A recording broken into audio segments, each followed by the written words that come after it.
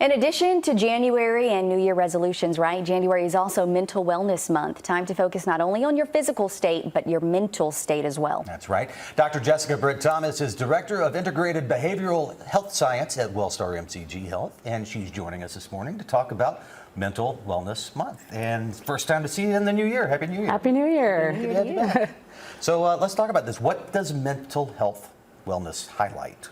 Yeah, so the month of January, beginning of the month, beginning of the year, it highlights and brings more importance and awareness to our overall mental health well-being, how we're doing, how's our mood, and it expands past the physical, right? We kind of think about wellness, which I'll talk about later, but we really need to highlight the concern that mental health is there. There is a stigma around mental health, and being more proactive about talking about some of these uncomfortable discussions.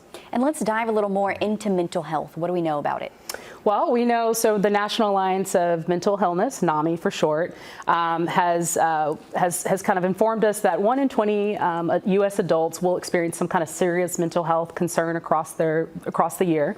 1 in 5 and 1 in 6 youth, ages 6 to 17, will also experience a mental health concern across that year.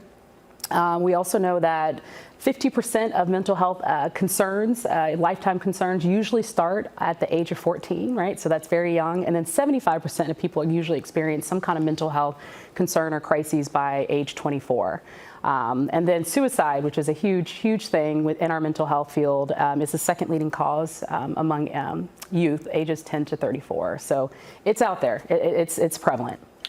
And I guess not to put such a succinct thing on it, but let's break it actually down. What is mental health wellness? Right. So I think when we think wellness, we think physical, right? New Year, SMART goals. Right. We got our resolutions like I talked about last month. People are focusing on nutrition, exercise, and weight management. Those are all great. Just wanting you to also expand that and look at a holistic approach. How are you emotionally, spiritually, mentally? How is that kind of going on? Are you being the best version of yourself? Are you happy day in and day out? And so that is really the part of wellness when we're talking about our mental health well-being overall. And let's talk about some tips for mental health wellness. How can we make sure we're good? Yeah, so there's a lot to do. Probably way more than we have time to cover. But I did want to highlight a couple that I found to be very important. One is creating a mental health plan. So it's very important to plan when you're not in crises, right? Plan when you're not in distress. What are some coping skills? Who can you talk to? What are your exercise regimens after work? How do you disengage, decompress, right? Plan some of these things so when it does come up, you're not fumbling around and figuring out what to do. Putting yourself first. Self-care is not selfish, okay? It is something that we all need. The yes man mentality will wear you down. You know, we all want to be there for others, but if we cannot be there for ourselves first, then we can't help everyone like we want to, including ourselves as providers, right? Practicing self-acceptance, unconditional love. Do we love our whole self, all attributes, positive and negative? If not, what can we do to make some of those changes to be happier with our overall well-being?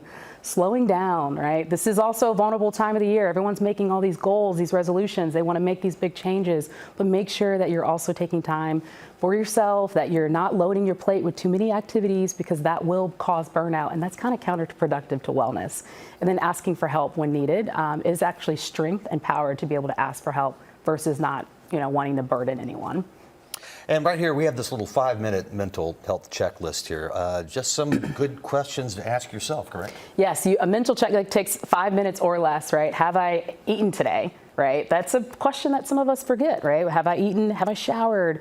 How was my sleep? Have I checked in with my loved one, right? Did I say I was going to return a call? Oh, I missed a text the day before because I'm busy. Have I followed up and done what I needed to do? And how are my thoughts today? How's my mood? How am I walking into my day before it gets started? Do I have any changes around what's going on or have any changes in my mood? That one just really hit me. What?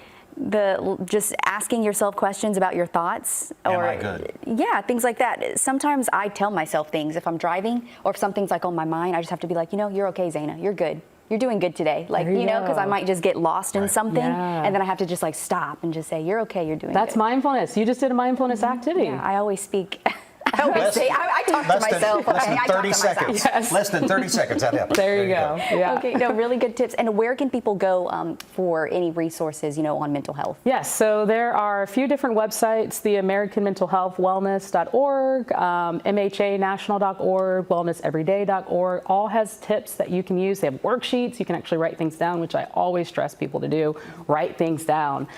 So they all are great resources to kind of explore if you want more information. And if you're ever really feeling down, remember you have that suicide hotline number. Absolutely. 988. 988. You can text it 24 hours. All right. Great points here. Resources in our area. Dr. Thomas, thanks so much for Thank joining us. you. Thank you, Thank guys. you.